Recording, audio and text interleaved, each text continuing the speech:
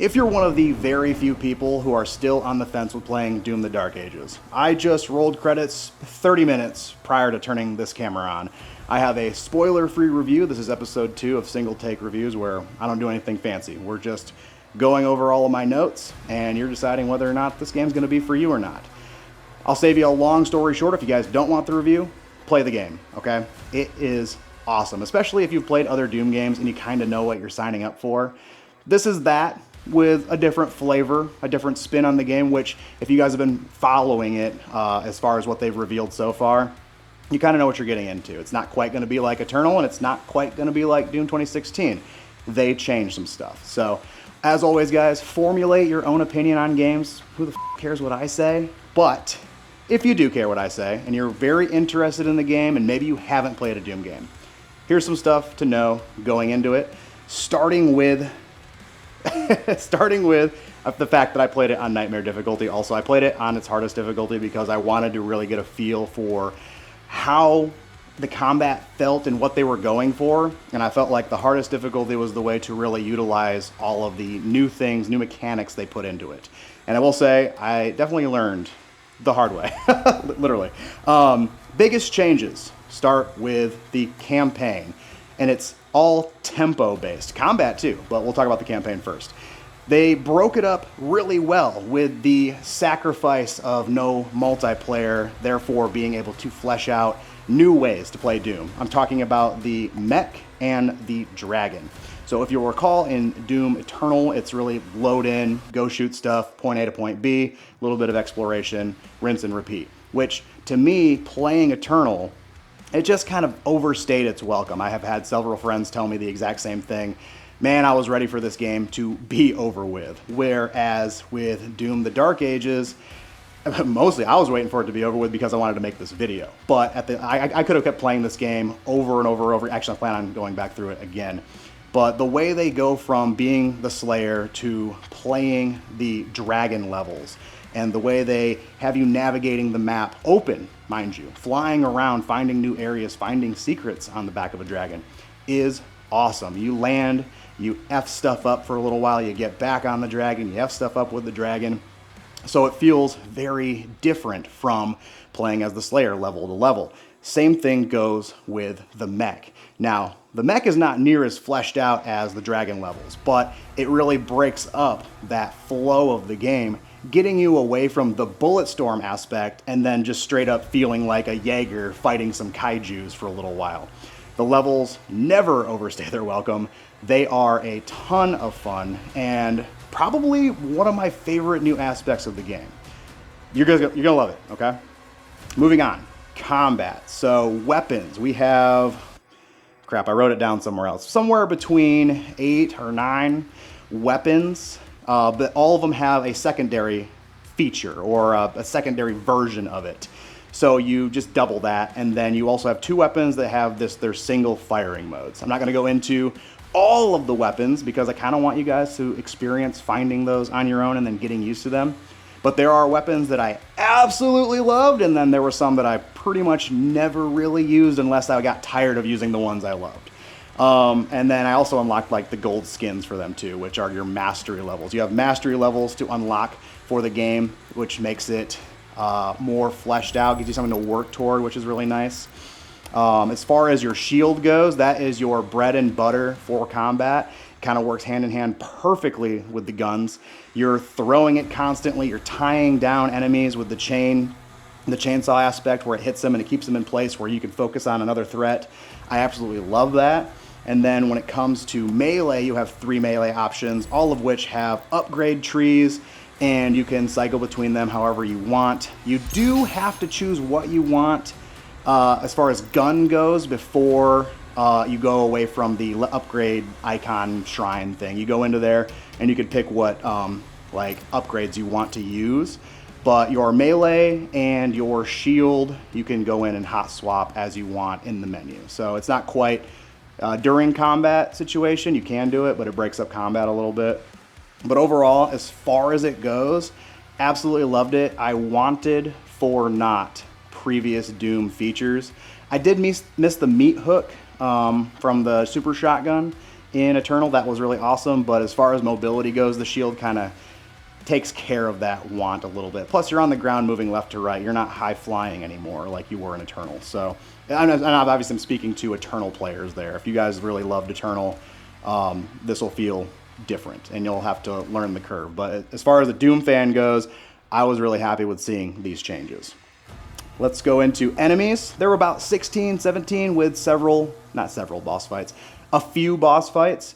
So the enemy diversity was really, really satisfactory to my level. There was enough chaos going on to where you'd see the priority level #1 enemy in the background coming at you, and you're like, I gotta deal with that. And it's like, sweet. Now what enemy fodder do I have around? Do I need to get away? I'll shield dash away, or do I want to close the distance and bang with that enemy? And you'll know which ones are the ones you got to go in and bang with. There was very few times where I needed to get out, right? Just leave and go find, otherwise I was going to die. So I really enjoyed the fact that this game really does push you to stay in the pocket. As far as boss fights, oh yeah, that's right. So we talked about that just a second, but they are, and this is kind of a joke, but I kind of feel like I wrote it down as I just instantly thought of it. So I just want to say it. 1,000 times better than Eternal, and about 200% better than Doom 2016. I love the boss fights in 2016. Those are still memorable to me in this day. Whereas Eternal, they are very forgettable, and also I kind of just hated all of them, especially the Dark Lord. That was a mess. So whoever designed that guy, sorry, I don't mean to be mean, but that's the honest truth. Hated the Dark Lord boss fight. The boss fights in this game feel like they matched the tempo of the parrying to using whatever weapon you wanted to use, to using your melee to get more ammo. This combat just, it invited boss fights to be better, and they are a ton better, absolutely, except for one of them. One of them I did not like. You guys will probably know which one I'm talking about when you get to it. It could have been faster paced. I probably could have did the difficulty sliders on that one. I kept everything Nightmare normal. So it was Nightmare difficulty, what they recommended the parry window to be, what enemy damage to be, what Slayer health to be, all that stuff. So Nightmare normal. Look, so I played on Xbox Series X at 4K for a few portions of it. My capture card has restrictions to it, so I wasn't able to play at 4K when I was recording. But this game, you know, it's funny, I should know what engine they built it on. But whatever engine they built it on, it is absolutely beautiful. Holy crap. The art direction of this game goes so incredibly hard that, I mean, the whole time there's parts where my jaw was on the floor. I was like, this looks so freaking good. I was playing on a Sony Bravia 8, by the way. I wasn't playing on a monitor, so that does matter a little bit, but it's a good TV. It's OLED, so I got to see all the truest colors, and the level designs on this thing was just freaking beautiful. I don't think that falls into a line of like look, maybe it does. But I will say this, when you guys get to the very, very final end, all right, guys, that level, well, I'm not going to spoil very much. I'm going to say one thing. It reminded me of playing like endgame level Doom 2 or endgame level Doom 1. It felt like a level made in that game in 2025. It was so stunning. I freaking loved it. I was eating it up. And finally, my number one, I think this might be my number one favorite thing about the game. The Cosmic Realm is something that we have not seen done in a Doom game. It's so funny because that's what he said. He literally said that in the trailer. We haven't get to do this. We've always wanted to. But navigating that level sometimes effed with my head. Okay? It effed with my head in the best ways, to where like something would happen, I'd just be like, what is going on? I love this. Oh, I'm scared. Why was I scared? Hey guys, thalassophobia, there's a little hint of what you're in for in that level. Oh my God, I loved it. I'm geeking right now thinking about that. Guys, that's all my notes, okay? That's all my notes as far as the game goes. So this is probably a freaking 10-minute review again, but I guess that's what you get when you do single takes, you know? I can't crunch it all into a short-form video.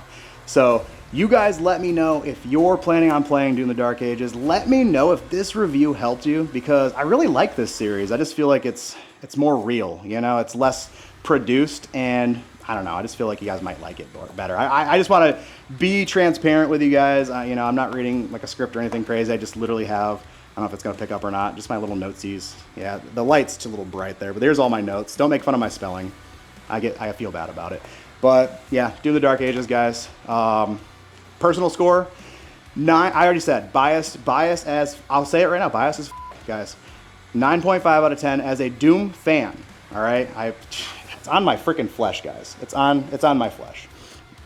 9.5. I can't give anything a 10. Okay, call me the Dave Portnoy of Doom games, I guess. I don't know. No, that's way too much. Don't call me that. But and then I think a user score. I feel like people are gonna place this around like an 8.2 if you're doing decimals. You know, IGN's probably gonna give it a 7 because they're IGN. Calling that right now. No, you know what? Actually, IGN likes. You know what they like to do? They like to go high on games they know that everyone else is going to probably go high on. So I'm gonna say they're gonna give it an 8. They're gonna give it an 8. All right. But yeah, this is 9.5 personal score, 8.5 users rating. I think Metacritic's gonna go crazy on this actually. So, but yeah, guys, that's really all I got. Doom the Dark Ages. Lived up to the hype for me. I absolutely loved it. I hope you guys love it too. Peace.